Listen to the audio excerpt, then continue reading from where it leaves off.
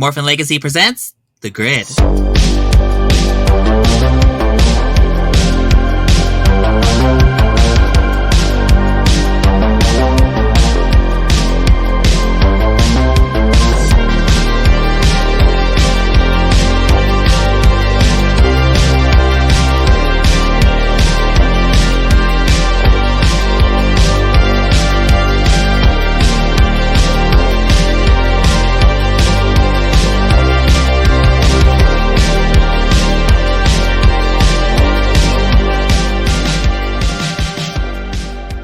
Howdy Ranger Nation, this is Shadow22, Vice President of MorphinLegacy.com, welcoming you to another Grid Retrospective, where we'll be reviewing Power Rangers Lightspeed Rescue! Joining me in this retrospective is Austin. Hi. And Amber. Hi. So how this will work is the three of us will roundtable discuss the characters, our favorite and least favorite aspects of the season, and then wrap up discussion by giving our overall thoughts and comparing it to other seasons. So with that, Let's go ahead and get this shit started.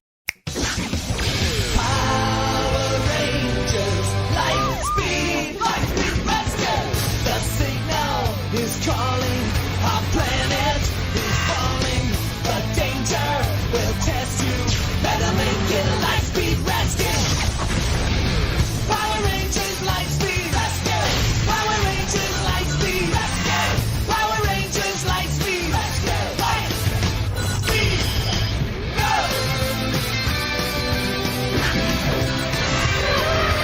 Power's on its way. Rangers save the day. Power Rangers Lightspeed Rescue. Power Rangers Lightspeed Rescue. Power Rangers Lightspeed Rescue. Power Rangers Lightspeed Rescue. Lightspeed, go!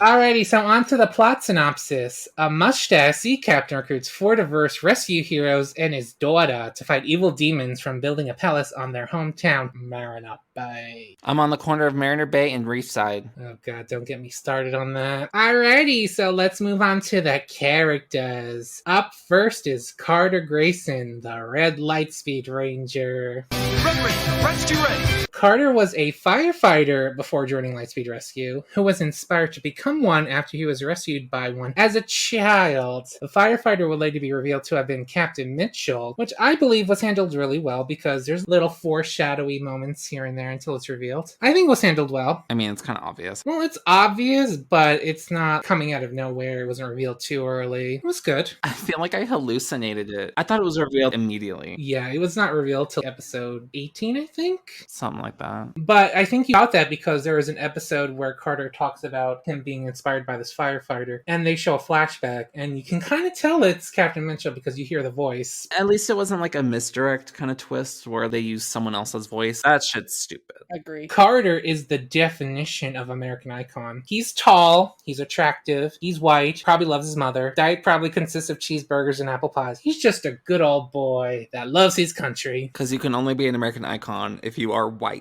When Republicans think of the good old American boy, Carter Grayson is probably what they think of. They think of straight people. He's bisexual because all Power Rangers characters are bisexual. Unless proven otherwise. Also, Carter's kind of a tight ass at the beginning of the season. He never takes the day off. However, he would eventually take it easy after Captain Mitchell tells him to lighten up. Definitely growth. Coming back to it, definitely like him better than I thought I did. He's also a badass too, fucking pew-pewing the super demon Diabolic Chronolipinus with his 2 blasts. That takes fucking guts. Also, Austin, I noticed you did this, but I will say it anyway. His battleizer fucking sucks. I saw you take those notes off my list, but don't try it. Go fuck yourself. How about that? He's not wrong, though. Both of y'all could fuck off. There are way worse battleizers. Are there worse ones though? It's a fucking bike. You're a fucking bike. Tell me a battleizer that is worse. Honestly, the space one is worse than this one. To be fair, that was the first ever battleizer, so it kind of gets some slack. I do not. Okay. The foam muscle, sis? No. Alrighty, so moving on to Chad Lee, the Blue Lightspeed Ranger.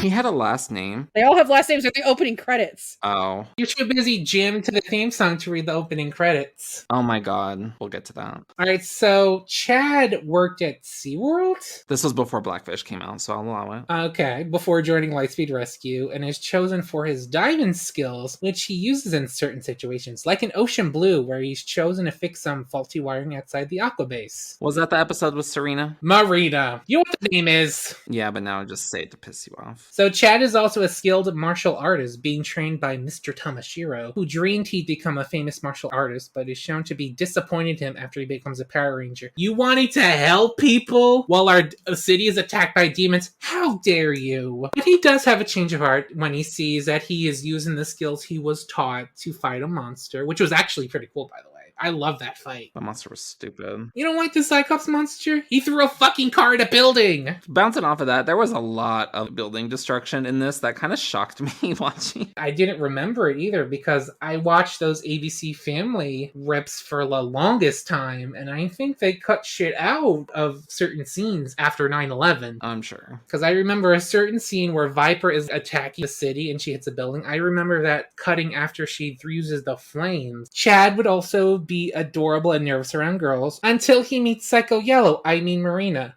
a mermaid girl Also, the bond with his GBF, Kelsey. who teaches him how to talk to girls. And she's not a lesbian. Get bent. Alrighty, we've talked about Chad. Let's move on to Joe Rawlings, the Green Lightspeed Ranger. Green Ranger, rescue ready. Joe Rawlings was an aerial stunt performer known as the Sky Cowboy before joining Lightspeed Rescue, and is chosen for his aviation skills, which he used to pilot his Zord, Aero Rescue 3, to perform aerial missions to defend Mariner Bay against Queen Banshira's demons. Jolas constantly shows his narcissism, one instance where during Trakina's revenge, he drops 8x10s from his Zord after he puts out a fire. If you're gonna do that, print out some better 8x10s, because that was printed on a computer printer with a thin-ass paper and it had thick white borders. I'm like, sis, no. Cut off the borders and use some glossy papers. This is 2000. I mean, printers weren't that good back then, though, let's be honest. They had glossy paper in 2000. Yeah, but your home printers weren't very good back then. You can't go to Kinko's? How old were you two? 10. Thank you. Austin, I think, was like 4. Literally infant children. Just a baby. But a bulk of Joel's focus comes from his relationship with Miss Fairweather. Bulk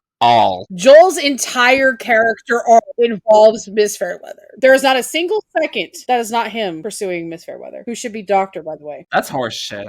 We'll talk about that when we get to Miss Fairweather. Oh, yes, we will. So yeah, all of Joel's focus episodes are about hitting on Miss Fairweather. Even episodes that aren't about it, it's hitting on Miss Fairweather. The flirting ends up paying off in the end, and the two end up going on the date at the end. So I guess the feelings are reciprocal, and the two would end up getting married in the Time Force team up. I think that's the first ever canon married couple. I hate that for me. Why? Because they shouldn't have got together. Why? Because I don't like that. Because he's kind of creepy about it. So I'm not a fan. It's not like a Jake and Gia situation where she's straight up saying back off. Yeah, I don't know. As someone who's AFAB, it just feels a little cringe. Okay. So moving on to Kelsey Winslow, the Yellow Lightspeed Ranger. Yellow Ranger, rescue ready.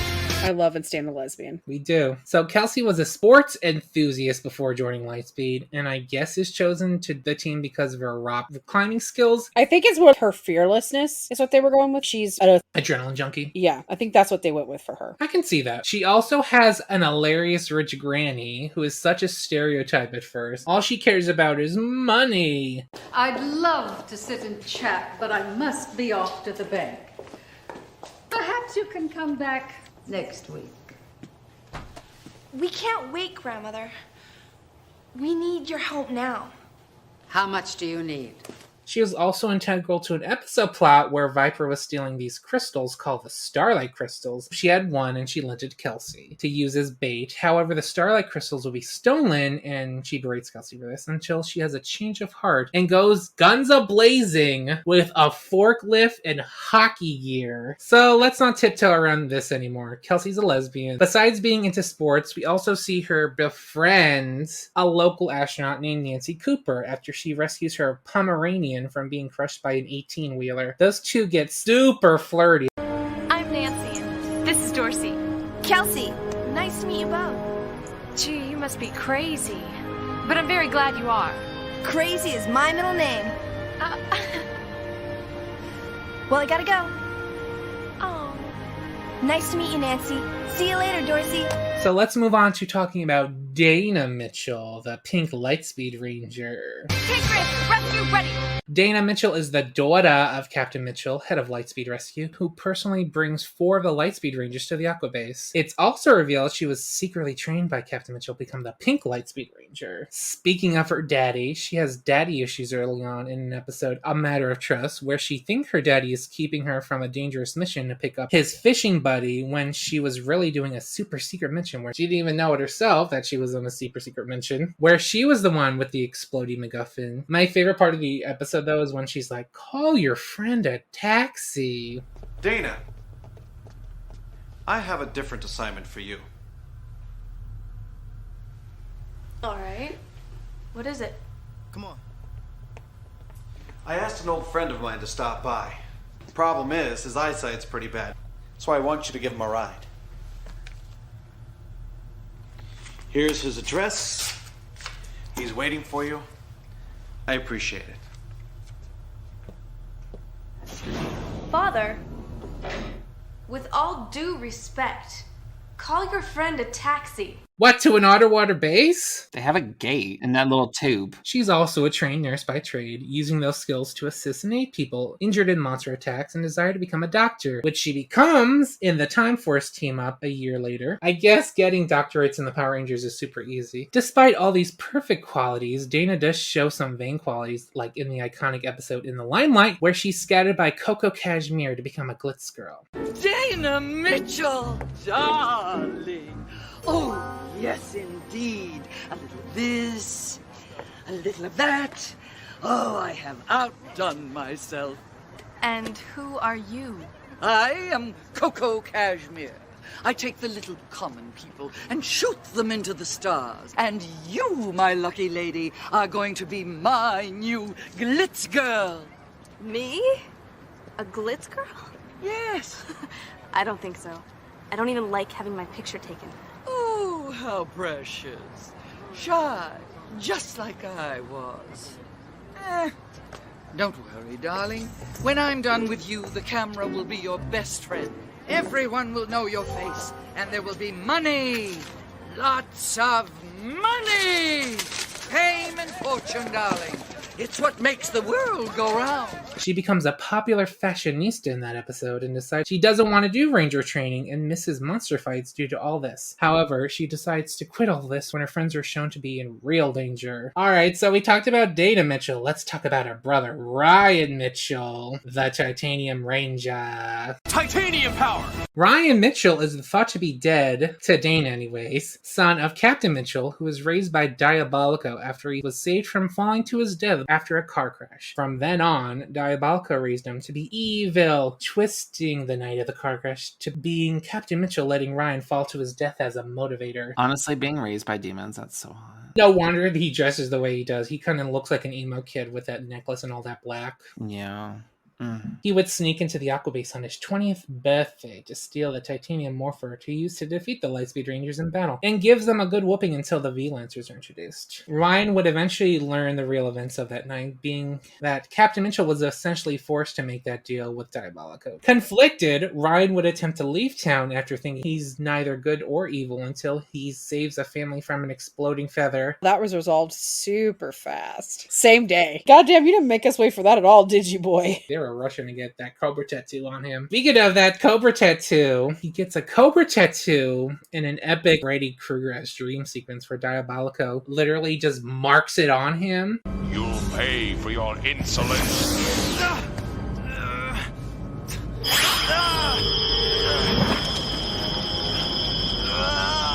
Here is my permanent gift to you.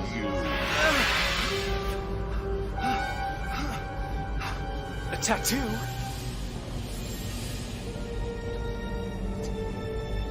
From now on, every time you morph, the Cobra will move up your body closer and closer.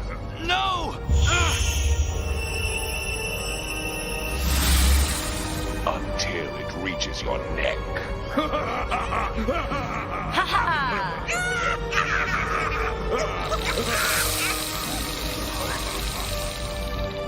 And destroys you.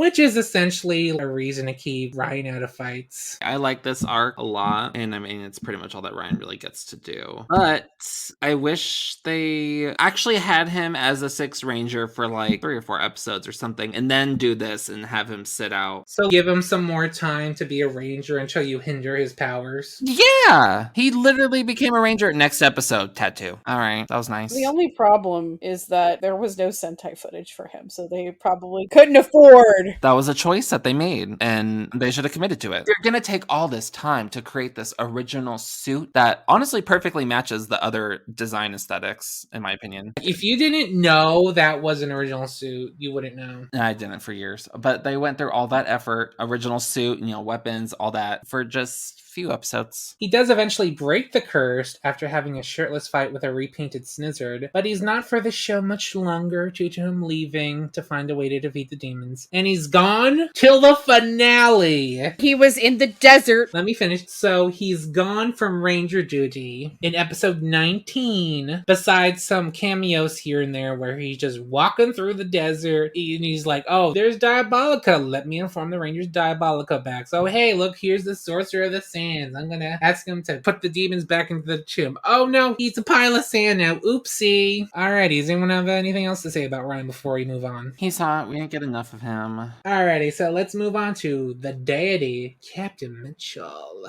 Welcome to the Lightspeed Aqua Base.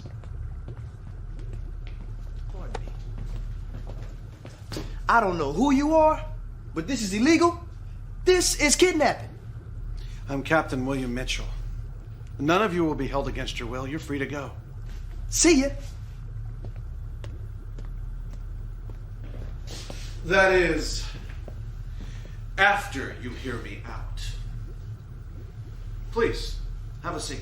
Captain Mitchell is the stern leader of the Aqua Base and mentor to the Lightspeed Rangers. Captain Mitchell is also the father of Dana and Ryan, the Pink and Titanium Rangers, so there's no nepotism there. Captain Mitchell was a firefighter before joining Lightspeed Rescue, who's later revealed to be the firefighter that motivates Carter to becoming a firefighter. Captain Mitchell will also be the victors of Jinxer's magic in Olympus Unbounded, where Jinxer, in a seamless human disguise... It's the same effing mustache. And glasses! They are so sloppy. Slyther had better disguises than that. Hypnotize him into using this amulet to revert the Aquabase's power into Olympus's star power. You must obey.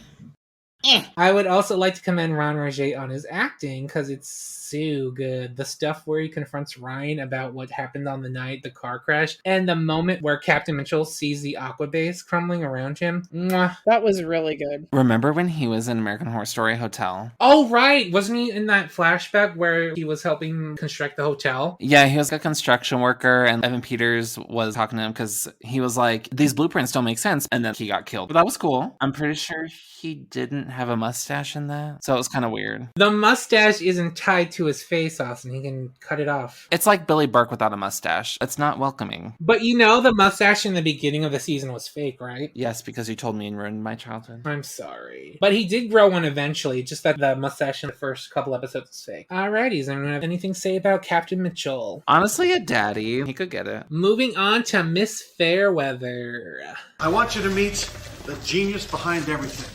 From your rescue morphers to your newest weapons. Rangers, this is Miss Fairweather. Thank you, Captain. Welcome to Lightspeed. Diabolico will stop at nothing to destroy the city. It's my job to make sure that you stay one step ahead of him and his monsters. Okay, so Miss Fairweather is the iconic science lady of the season. The first, actually, who was responsible for literally everything the Lightspeed Rangers use in the battle against Queen Bashira. I feel like there's a lot of original stuff in this season. Yes, well, the bikes are original. That little, whatchamacallit, flying thing, that's original. The flying thing? The mobile armor vehicle, I think it's called. It's that thing that Carter used to travel back in time, and it's never mentioned how he traveled back in time. Because he got to get back in time. His bike, that turned into the battle Battleizer. Big slay. The Mega Battles, that's original. Those are ugly. You like the Trans Armor Battleizer, but you don't like the Mega Battles? Sis, as a kid watching this, a bike that turns into like a power-up suit is cool. A thing that just has a chainsaw on it with a giant jetpack on their back. It looks really terrible. You don't like a motherfucking chainsaw? I like a motherfucking chainsaw, but I am also a woman of taste. Okay then. She's also pretty savage too. Like when Joel tries to mansplain to her about the Zord she made, she literally screams at him. Air Rescue 3, sir. It can help. Joel, you're on it. But I got another idea. See, what I can do is... Just obey the order! Okay, chill out. Speaking of Joel, she becomes the item of Joel's affection this season, and it's pretty reciprocal. I wouldn't say it's fully reciprocal. I feel she kind of teases him. Think about it in this way. What would she do if she turned him down and then he started playing a baby bitch? It's her line of work. She can't turn him down because he's a coworker. And also because they need them. They can't just replace them that easily. I mean, they do date at the end of the season, and they get married in the Time Force chain. Which, in context, they got married a year. All right. I mean, that's straight people for you. No, see, if this was a gay couple that got married a year after, I would totally understand that. No, if this was lesbians, they would have moved in with each other after the first date. Exactly. But straight people usually take like 20 years to get married. Gay people ain't got time for that. They've been dating for like 6 minutes. They've been together for like 6 years, you know? Maybe time just works different in Power Rangers universe. How did Dana become a doctor in less than a year? For the same reason that Tommy became a doctor in as little time as he did. I think Tommy slept his way to the top, to be honest. I'm sure he probably flexed the fact that he was a Power Ranger to get by. No, I'm pretty sure he sucked and fucked his way up to the top. He Utzia'd his way to the top. He didn't care who it was as long as he was going to get his degree. Alright, so Miss Fairweather also has a brother named Clark who aids in the development of Chad and Joel's Mega Battles. However, you wouldn't know that due to her never mentioning that fact till the end of the episode. You really love him, don't you? Yeah. You couldn't live without him. I'm really happy for you. You deserve the best boyfriend in the world. Boyfriend? Clark is my brother. That episode is so poorly written because the entire conflict revolves around Joel thinking that Clark is her boyfriend because she never introduces him as, hey, this is Clark, my brother. She just says, this is Clark, period. End of sentence. So is it any of his business? Well, I think it's a natural thing to say, hey, this is my brother, especially if you're bringing someone into your workplace. I imagine Mitchell knows. I bet you a lot of them knew. They would know his name, especially if he had security pass. I think it's a more natural thing for her to introduce him as her brother than not saying that at all. And maybe that was a way to goat Joel too, because she's kind of gets flirty with him. That's creepy. She also kind of roasts him a bit. I mean, I would do the same. She's like, oh, you put the sunroof on the car? You're a genius. I'm like, what? She's like touching his arm, caressing, and you touch your brother like that, sis? What is this? Flowers in the attic? Like, what in the Fosters kind of bullshit? I didn't need any of that. What in the Game of Thrones? We're just gonna keep on naming incest plots. What in the 90s Sailor Moon dub? Is that incesty? Sailor Neptune and Uranus were cousins. Only in the English dub because they didn't want to be lesbians in the 90s. So they decided that them being touchy-feeling as cousins was better for kids. Only in America. Oh, and there's also this badass moment in Rising from Ashes where she's driving the rescue rover and she almost runs people over. It's fucking hilarious. Alrighty, so we got the heroes. Let's talk about the villains. Okay, the best part of this season, don't at me. Up first, Queen Banshira. Queen Banshira have returned. She's named Queen for a reason. She's the queen and the leader of the demons that ruled over Mariner Bay 5,000 years ago until her followers and BB were trapped in a tomb. Who's the daddy? Good question. What if Diabolico's the daddy? Oh, that would be awkward. That's hot. Well, she would later reveal herself as a spirit. Is she a spirit? Is she dead? So yeah, she pops in here and there, give orders, until she eventually returns to the Skull Cavern full time thanks to a ceremony that brings her to Earth. But it's only halfway due to the ceremony being interrupted. She's just like a floating mass with a tentacle for most of the season. It's a little creepy. Queen Banshira is the mother of Impus, Lady Olympius, but you wouldn't know that due to how she treats him. She literally just lets him rot in the shadow world without a care in the world. What's this I hear about Olympius? The Queen! Diabolico, are you responsible for exiling my son to the Shadow World? Yes, my queen, but... Olympius was a failure. Let him rot there forever. Now the responsibility of rebuilding my palace rests with you. Thank you, my queen. Just don't fail me, or your fate will be far worse than my son's. She cares more about her palace than her own son. Well, she does have a care in the world. She just wants her palace back, bitch. Speaking of care, she doesn't give a shit about her followers either. She straight up eats Vipra to get her bodily form. I mean, was Viper really doing that much anyway? No, she was not. Do not come for Vipra. I like Viper. I'm just being honest. I like Vipra. I'm just justifying Queen Banshira's actions. She kills Lokai in an attempt to destroy the Lightspeed Rangers. No big loss there. Diabolico is turned into a puppet twice, and she just lets Olympias die a second time. Rip. So yeah, Banshira is a cold-hearted bitch, and I respect her for that. She gotta do what she gotta do, you know? She wants her palace. Material girl. Her final plan, though, includes reopening the Shadow World to let fallen demons and some old monsters from Mighty Morphin Lost Galaxy, because if you check that scene in the Shadow World, you can kind of see some monsters from older seasons in there. Every time they have a big group of monsters, they reuse things. It's fun, though. It's like, oh, hey, look, it's Oysterizer, and oh, look, it's that monster. It's fun. I agree. I'm fine with it when they do it with monsters. When they did that shit in Ninja Steel when they were using main villains, I'm like, no, that's not how you do it. So yeah, she wants the demons and the monsters to run free, but is thwarted when Carter yeets her into the tomb. However, she uses her fabulous nails to drag him in with her, but a vengeful spirit of Diabolico blasts her to the depths of hell. I mean, Shadow World. I'm pretty sure I tweeted this because I was just looking through my tweets the other day, but Queen Banshira's nails reminds me of like My Strange Addiction with those girls that grow out their nails. Also, fuck Carter for throwing her in that tomb, and fuck Diabolico for pulling her in. That is dirty. Speaking of Diabolico, let's talk about him. What's that? I am Diabolico. What do you want from us? I have come to destroy your precious city and restore Queen Banshira's magnificent palace.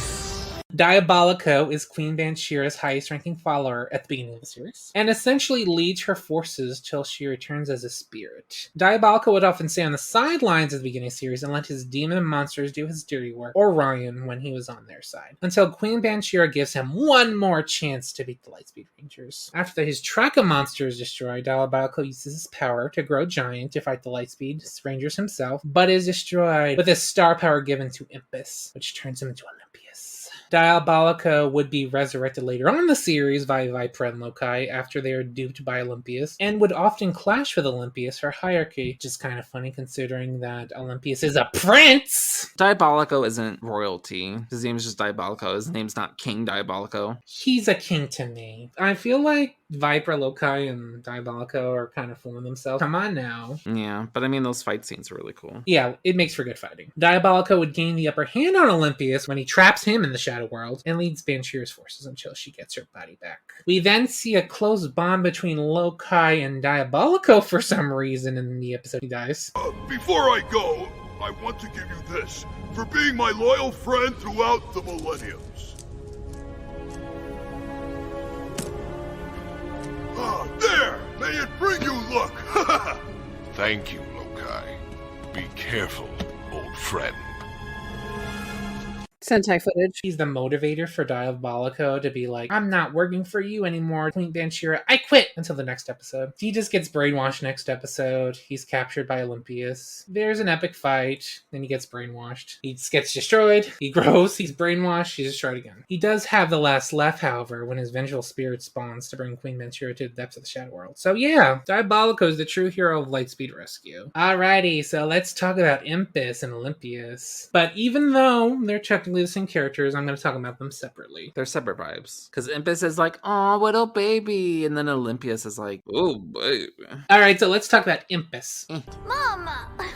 Impus is just a baby son of Queen Banshira that is essentially there to be cute and make us go, oh. If they ever do an Olympius Lightning Collection figure, it better come with a little Impus. I swear to fucking God. It better. That's like the perfect accessory. I know. He does accomplish some things as Impus, like creating the monsters Fire, Ore, and Tri-Fire. Impus is also a threat to Diabolico and losing his star power. Diabolico's worries would come into fruition after he's destroyed the first time, transferring his star power to Impus, transforming him into this cocoon-like state before turning him into Olympius.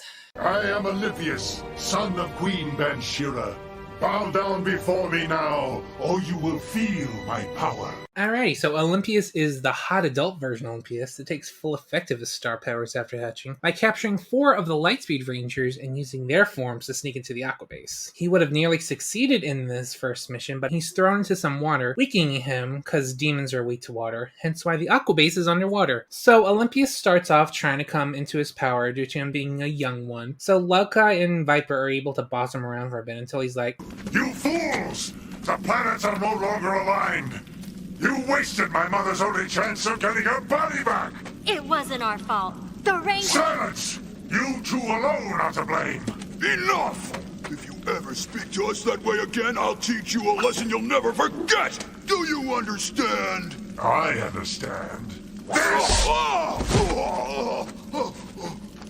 I'm through with you two! So he ends up leading the forces for a bit, and he's able to use his star power to darken the sky, which makes his demon monsters stronger in battle. Olympius would eventually get out of favor with his own mother, so he decides to etch out the competition by burying Viper and Lokai alive in sand. But this would end up biting him in the ass after they revived Diabolico, aka some real competition, so he had to take even drastic measures by trapping the Lightspeed Rangers in the Shadow World, which Diabolico traps them in after he swipes the golden key. Thankfully for him, Jinxer would free him and power himself even more, but this ends up getting sour and he's severely weakened. When his star power is assured, he would go into hiding and fake his own death for a time until he recovers. He would return to the Skull Cavern after capturing Diabolico and uses him as a puppet to fight the Lightspeed Rangers one last time. This fails and he blows up, but his mama makes him grow into a giant dragon and he's destroyed for good by a black and gold Life Force Megazord. I don't know what I was doing when we were watching these last episodes because I feel like I hallucinated and didn't even see the Life Force Megazord. I mean, it wasn't there that long, to be honest. I mean, to be fair, the Life Force Megazord is literally just a repaint of the Max Solar Zord. It's just a black and gold version. It's just for some reason they decided to do a black and gold version that's apparently more powerful. Because they control it with their Life Force. Alrighty, so let's move on to Vipra. Well, if it isn't the Power Rangers. I am Vipra. I'm glad we finally met, so I can destroy you. The human-looking lady villain of the season. It gets a lot of groundwork early on, most likely due to production not having the villain suits yet. Because literally all the villain there stuff in the beginning is 100% Sentai footage. The first 10 or so episodes, you never see any original footage of Jinxer, or Diabolico, or Lokai. Until around the time Ryan shows up, then they get a lot more original footage in the base. But yeah, Vipra is a skilled warrior. She has a cool little doom buggy. She calls it Viprari. It's a little cunt car. It's a repaint of Zane's little doom buggy in space. I mean, the Rescue Rover is just taking sign from in space too, so she kind of takes the sidelines around the time Olympius shows up until Ocean Blue, where she frees a mermaid from chains. How she got in chains, I don't know, and would use her to capture Chad. She would unceremoniously get the chop when Queen Banshira essentially eats her for her life energy. What a way to go. But hey, she comes back in the Time Force team with no explanation. The sad thing about this though is none of the other villains seem to care. She dies and nobody even mentions it. Then Diabolico mentions it? He mentions it under the same breath as Lokai, but the next scene we see of Diabolico and Lokai is them being happy that the Queen's back. Gotta mention this, but Vipra's delivery is kind of hilarious sometimes. She's camp. Of course, we gotta mention the iconic surprise! But there's also an episode where she's running away from Carter, and she runs into some people and she says, "Get out of my way!" Alrighty, so anyone else, anything else to say about Vipra? She ate. And she got eaten. Alright, moving on to Lokai. All I ever wanted was to serve her faithfully. I may not have been the smartest monster in her arsenal, but none was ever more loyal.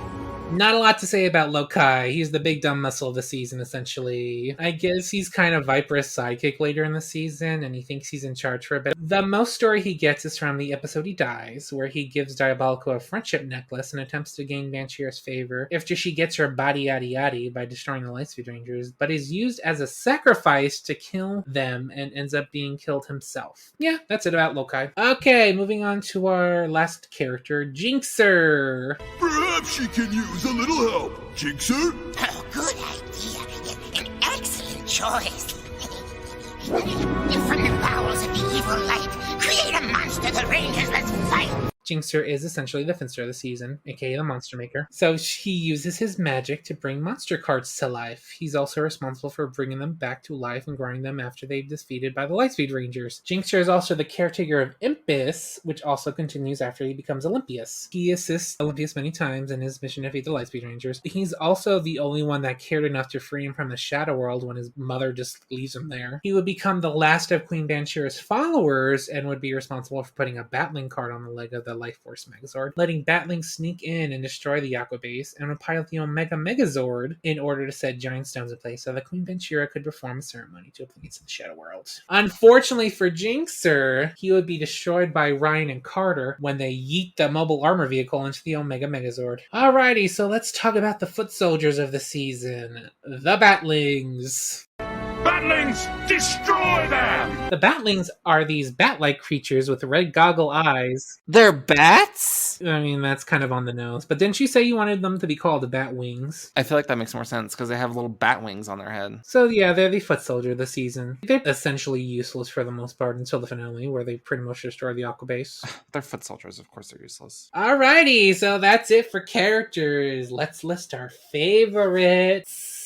So I will list my 3. So I put Miss Fairweather. How am I not surprised? Sassy female scientist that doesn't shake shit from anyone. I also chose Olympius because he's a hot gay demon with money issues. And I also put Ryan, even though I kind of wish he had more story. He's hot as hell, and the show uses that to their advantage by taking off his shirt every 5 minutes. And he's also silver, so what's not to like? To snowball off of that, though, the fact that he's in a 6th of the season and has the most growth. All right. Also, to go off of Miss Fairweather being on your list, I feel like any female character with glasses is just immediately at the top of your list. But also she does that dramatic take off your glasses shot, so we see that is my favorite trope in Power Rangers. If you wear glasses, you're gonna take them off in a dramatic scene slowly. Well, that's my favorite trope in anything, period. They do that in Rocky Horror. Ungrateful. I also put Coco Cashmere as a honorable mention because gay icon. Austin, what are your 3 choices? Well, my number 1, Avi, Prince Olympius. My demon baby daddy. Second one, I did Carter. I feel like he's a really good Red Ranger. He does a good job of balancing like that stoic trope, but actually feeling like a human being. If Power Rangers had a Captain America, Carter would be Captain America. That is so powerful. Captain Carter. Ha! And then my third one is Captain Mitchell because I feel like he's probably the most involved mentor in any season. He's the first mentor that isn't in a fucking tube. He's so involved, especially as a mentor. Most mentors are very generic, just say generic motivational stuff. Captain Mitchell will tell you you're a fuck up to your face and tell you to do better. But he also had growth on his own. Like, he actually has arcs, he has storylines. It's so good. Well, and also remember in the finale, after everything was fucking going down and they were destroying C-Lab, he froze up a bit. That was really good. Dr. Fairweather had to get everybody out because he was just like, all this that I've spent decades of my life building. Alright, Amber, who are your 3 favorite characters? Like I've mentioned before, this is where, as a youngster, I had noped out of the whole Farrakhan series and didn't come back until years later. It's mainly because I thought everybody was boring. Now, back on this rewatch, I'm not 100% wrong, but my opinions have shifted a bit. So I don't really hate anybody, but in terms of favorites, Chad really came out from nowhere. I was out here getting a little misty for our boy with the second Mermaid episode because I wanted them to be together. And honestly, that kind of shows how a good character episode can make me feel about somebody who only maybe had 4 focus episodes. I liked when they focused on Chad's martial arts more than they did with the aquatic stuff, because Mike Chad is that kind of character in real life. It was good that he had a master who was like, actually, I don't like what you've been doing with your life. And I was like, well, how do you not want him to save people? But okay, go off, I guess. He probably thought he just used the pew-pew and the weapon, but then he saw that he was using those to fight monsters, and he was like, oh good, my legacy is continuing through this ranger stuff. That was really amazing. I love that. So Chad really came out of absolutely nowhere to be one of my faves. And of course, I gotta give a shout out to all our favorite little lesbian. I don't know, she just kind of a joy to watch. Anytime she got some focus, she was just super fun to watch. I love that they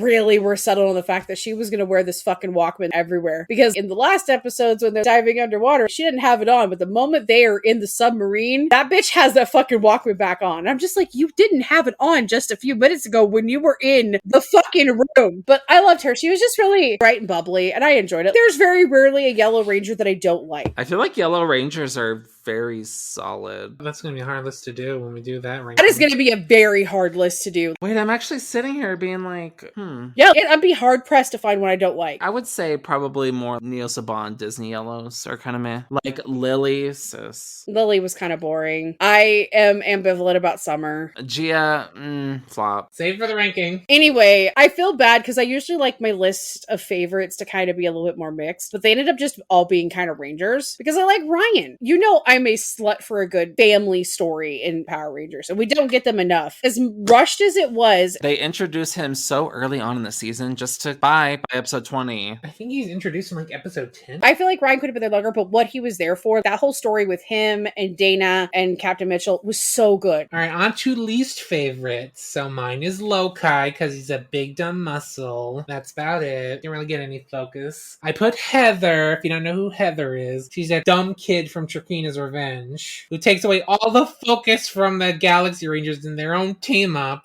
But I thought that was a really good Carter thing, though. She's an honorary ranger. Junior Ranger, my ass. You know what would be so funny, actually, is if a ranger in a future season is named Heather and it's her. That would be so dope, though. You know, I would have been fine with Heather as a character if they didn't do this plot in the Galaxy Ranger team-up, because team-ups are usually the place where we see the former Ranger team all together one last time. And for some reason, Trakeena's Revenge takes up focus from the Galaxy Rangers, who are introduced in a weird way. We first see Leo, and then Kai and Maya, and they're the only Rangers in the first part. And then at the very end of part 2, we get Kendricks and Damon, and they're literally there unmoored for like 30 seconds. And then speaking of Trakeena, Amy Miller was so fucking pissed off that the fucking girl got more screen time than she did. She didn't even bother showing up, so we got a recast. Wait, that's why she didn't show up? Yes! That's the reason. And then the actress they get sounds nothing like Trakeena. The whole universe will tremble when it sees me green again. I thought it was fine, the way they approached it, putting the mask on her face and having that effect on her voice. Because she was fused with Divya. That was fine. I mean, we'll go more into it because guess what we're watching later in the year for commentary. Alright, and lastly, I put Clark because he was flirting with his sister. Alright, Austin, what are your least liked characters? I had a really hard time choosing least liked because I feel like favorites were pretty easy for me, but everyone else I'm just like, I like all y'all. I literally put 2 characters of the day from my least favorite characters. That's kind of what I did too. So I did King Neptune. He looked crusty. I need Daddy King Neptune, like fucking Little Mermaid. Tri-Skull, because who the F are you? And why would you give yourself a human form that looks super nerdy? He chose a nerd, this fucking little dweeb looker, and put an office security tag on. And I'm like, that little dweeb is not an office security. Who is he gonna take out? He couldn't even capture a little girl in an elevator. You're a demon. Bigger ball. The last one I did was Joel. Cuz. I'll let Amber go with that. Alright, Amber, what are your least liked characters? Really only have one on this list because everybody else was like meh, and that's Joel. And it's not hatred because I don't really hate anything about this season. There's nothing that I hate, and Joel I don't like. He's not like, for example, Mike or Jake. I fucking hate those guys. Everybody at least gets a couple of really good character moments. You get Kelsey with her astronaut girlfriend and her grandmother. You get Dana Dana with Glitz World, and then the stuff with her family. Chad gets the mermaid and the martial arts. Even Carter gets a couple moments. Heather, and then not really being good at stuff there for a second, even though we thought he was gonna be. And then Ryan, the family stuff, and then the whole Diabolico stuff. Joel only has his infatuation with Miss Fairweather. Even the episode with him and his little cousin, that just circled back to Fairweather. It just kind of sucked because I wanted to like him, but all you do is hit on her. Alrighty, so on to episodes. Let's talk about favorites first. My first one, of course, is In the Limelight. It's probably one of my favorite episodes ever. If you watch this show and know me, you know how much I love In the Limelight. It's just so fun and gay, and there's fashion and over-the-topness and Coco Cashmere. Props to Ruta Lee, the actress that plays Coco Cashmere, for giving us the best character day in Power Rangers history. It's also Judlin's favorite episode, so that's gotta mean something. Alrighty, Austin, what's your number one pick for favorite episodes? I also did In the Limelight, pretty much for the same reasons. Amber, what is your number one pick? Limelight is one of my favorites, so we'll just put it here so that way we can just not talk about it in 3 different areas. It's fun and campy. Stop! Stop everything! Stop! What is that thingamajig? It's my morpher. Morpher? Oh, remove it! Darling, until it's made of gold and diamonds, it simply will not do. We're queers. This would never not be on our list. Alrighty, on to my number 2 choice, Olympius Ascends, aka the intro to Prince Olympius. I love how strong and tactical he is, very Among Us before Among Us, since he uses his star power to disguise himself as the other Lightspeed Rangers. Mad sus. I kind of love the acting from all them too, because it's super obvious. Hey! Why can't I get in? You need to use your pass key. Oh. I knew that.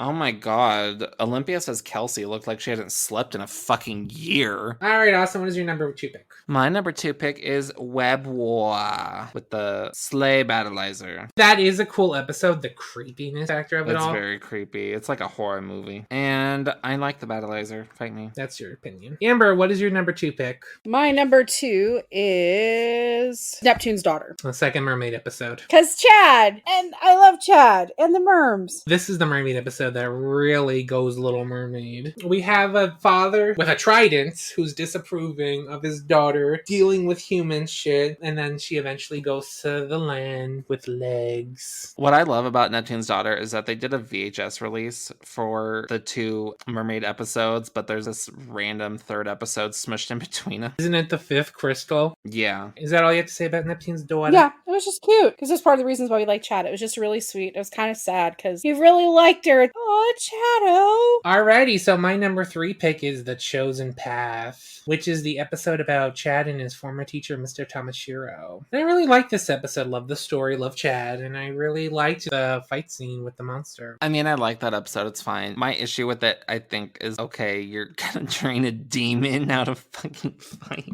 Yeah, that was stupid. I will admit that. It's a demon! Alright, Austin, what is your number 3 pick? My number 3 pick is Chakina's Revenge. Really? Well, I feel like I have a nostalgia attachment to it. Did you have the McDonald's VHS? Yes. But also, it's a team up. I like team ups. I like Lost Galaxy. It was cool to see them again. Chakina, Slay, Girl Boss, Dragon, Monster. We have a Republican gaslighting a child. So it's a big slay for sure. Amber, what is your number 3 pick? My number 3 pick is Riding the Edge because lesbians. Alrighty, so let's move on to our least liked episodes. My number 1 is Yesterday Again. It's kind of boring and repetitive. That was putting me to sleep. How is he in a fucking loop? It's not even in a loop, it's once. Yeah, that's kind of where I was like, that's a little bit lazy. He just relives the day once, and he makes it better because the first time everything was kind of fucked up. And we never get a reason why he was reliving the day. That was my number 2 pick. What is your number 1, though? My number 1 is the Mighty Mega Battles. Yes, because of Miss Thing and Clark. I will say one thing I like about that episode is the Instamorph, where they throw out their symbol and jump through it. I love that. The weird thing about that is all the Rangers don't get get it. It's just those two in that episode, and then Kelsey gets one in The Great Egg Caper. The way I think everyone should get a freaking full screen morph once, everyone should get an instant morph. All right, Amber, what is your number one pick?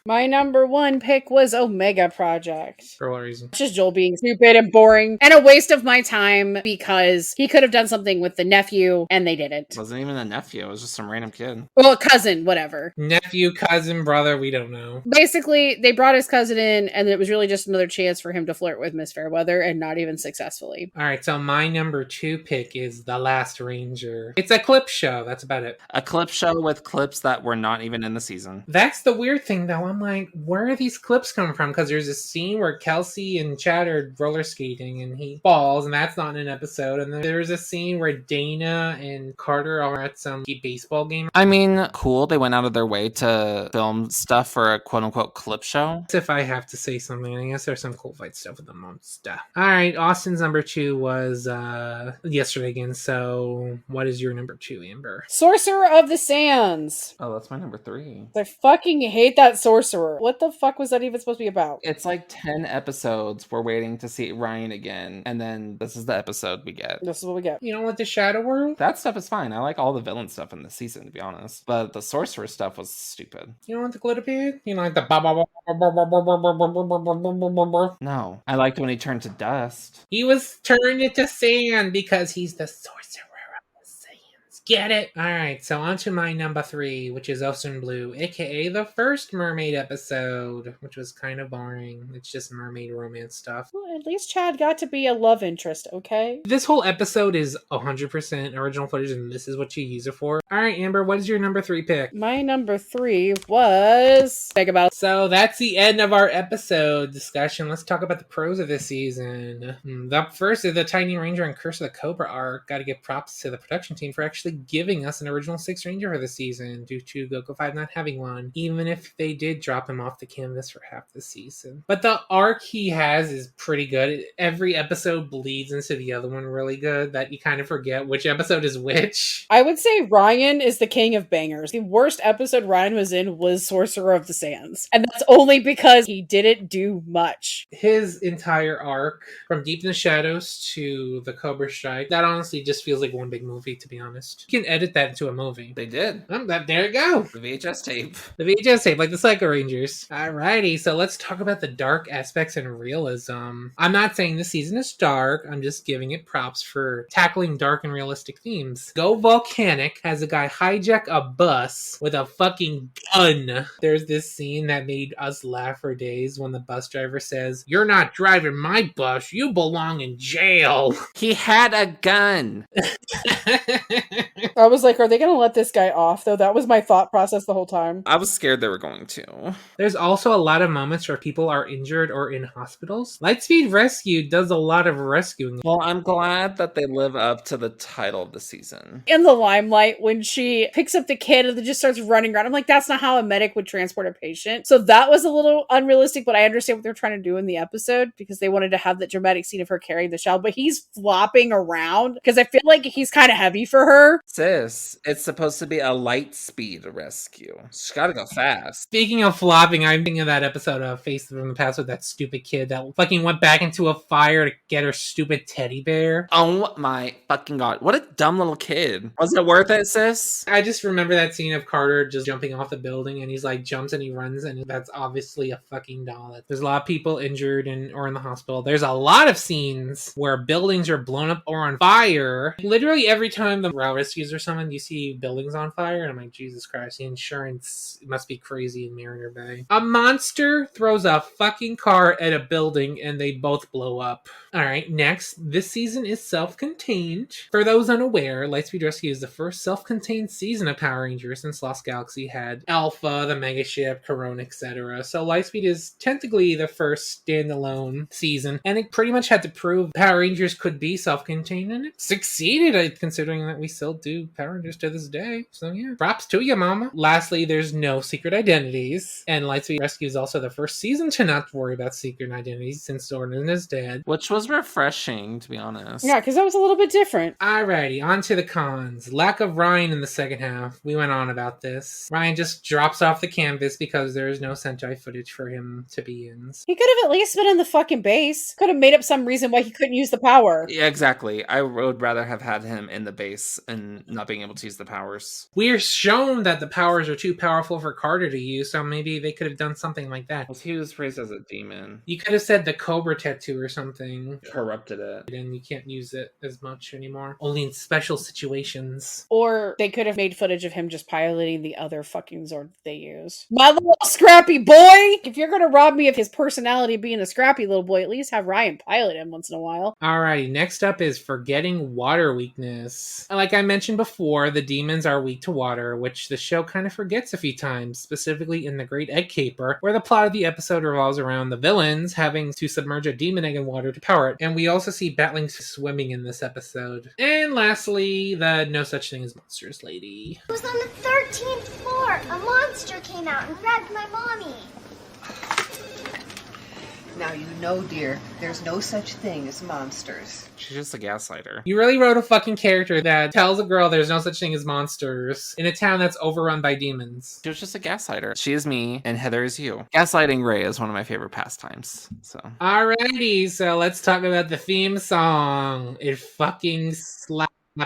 Fucking banger. Literally top 2, maybe. Best part of this whole show, honestly. I mean, we might have to do an episode where we just kind of talk about theme songs. Maybe you can do a off the grid where we talk about theme songs. Alrighty, so let's go on to overall thoughts. This season had a real good mix of adventurous filler and story-driven arcs. There are also some really good experimental filler too, like there's martial arts focus with Up to the Challenge and The Chosen Path. There's these disaster movie plots with Go Volcanic and the Omega Project. There's an Among Us plot with Olympus Ascends. There's a Jewel Heist plot with the Fifth Crystal. There's a Groundhog Day plot with Yester Again. There's a mermaid love story with Ocean Blue and Neptune's Daughter. And there's a creepy creature plot with Web War. They really did some really good fillers, because a lot of those fillers are some of my more liked episodes. Alright, so let's talk about Lightspeed Rescue's appearance in other seasons. First up is the Time Force team up, Time for Lightspeed. The Lightspeed Rangers would come into the aid of the Time Force Rangers when Vipra's ghost rises from the dead, even though she was eaten by Queen Manchira. Absorbed. With 5 demon warriors to resurrect a super demon. We would also see what the Lightspeed Rangers have been doing since the end of Lightspeed. So Carter, I guess, is reliving his glory days by driving around in the rescue rover. Chad's a lifeguard and has a mullet. He had a mullet in Time Force? Yeah! Joel is married to Miss Fairweather now and was about to go on his honeymoon before he got a call from Carter. Kelsey is competing in roller skating tournaments. Hopefully she has an apartment with Nancy. Dana is somehow a doctor in less than a year. That's bizarre land. Ryan just shows up with Eric. This is the issue of this being one episode and not a two-parter. It's a team-up. Fucking Turkina's Revenge was 2-part. Why is it one episode? There's a fucking clip show in this season. The episode is literally just Carter showing up and then he calls everyone and they come and they fight and in the end. Apparently Ryan was supposed to be revealed to have runs an aquabase of his own in unused script material. Wild Forces Forever Red. Carter would join 9 other Rangers in fighting the remnants of the Machine Empire and preventing them from using Serpentera to destroy Earth. A legendary battle! They also show up from Super Mega Force. Carter and Dana would first assist of rescuing civilians from fallen debris during Emperor Mavro's assault on Howard County. They would also show up helmetless during the legendary battle. Yeah, they're helmetless during legendary battle in front of that visorless Titanium Ranger. They edited Tommy's silver stripe off of his helmet, but they couldn't fix this helmet in editing. They could have put a CGI black shiny thing on the front. This is legit more offensive than that stupid silver stripe, honestly. That's a hate crime compared to that silver stripe. Oh, I remember this. They called Red Fisher to be in the episode, and he said yes, and then they're like, no, we're good. They were so messy. That's why we have Titanium Ranger Day. Alright, lastly, let's talk about how it compares to other seasons. It's easily top tier for me. Probably just right out of my top 5. Maybe like 6 or 7. Not for me, but I definitely think it outshines at least half of the Saban seasons and over half of them overall. Because I could definitely name at least 7 other seasons that I dislike like a lot more. So I think this one's kind of just in the middle, but not a bad middle. Austin, where does this rank among your favorite seasons? It's very high, regardless of nostalgia, because this was like one of the first seasons I remember watching as a kid. I think it still holds up. I very much enjoy it. I love all the Rangers, and the villains are some of the best in the entire franchise. This is a season that is underrated, in my opinion. This season is very underrated. It is very overlooked, and I don't really see anyone talking about it on Twitter besides Deadpool Ranger. It's also a season I feel is more underrated than Jungle Fury. That shit is overrated now. Overrated the house. My biggest dislike are actually kind of minor in the grand scheme of things. Yeah, Lightspeed is pretty inoffensive. It's inoffensive. This is just a nice, cozy season. It's aged pretty well, especially coming from the 2000s. Nothing problematic. I feel like the fashion is okay too. I think the only thing I would change is probably give the guys tighter pants because they're all wearing cargo baggy pants. Ryan's outfit felt a little dated. That necklace he was wearing, and the hair too. Highlights are still in also, so. Those are back in fashion because the Y2K aesthetic is back. Alrighty, so that is the end of our Lightspeed Rescue retrospective. So what did you think of Lightspeed Rescue? Did you like it as much as we did? Tweet us at the Grid PR and tell us your thoughts on Lightspeed Rescue. Join us next week for a brand new episode of the Grid, but until then, everybody say bye. Bye. Bye. Bye-bye. This has been a Morphin Legacy production, bitches!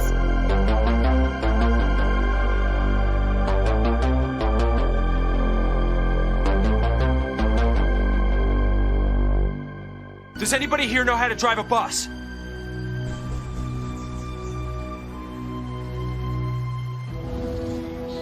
I used to be a bus driver. You're not driving my bus. You belong in jail. He had a gun. What? You gotta be kidding me.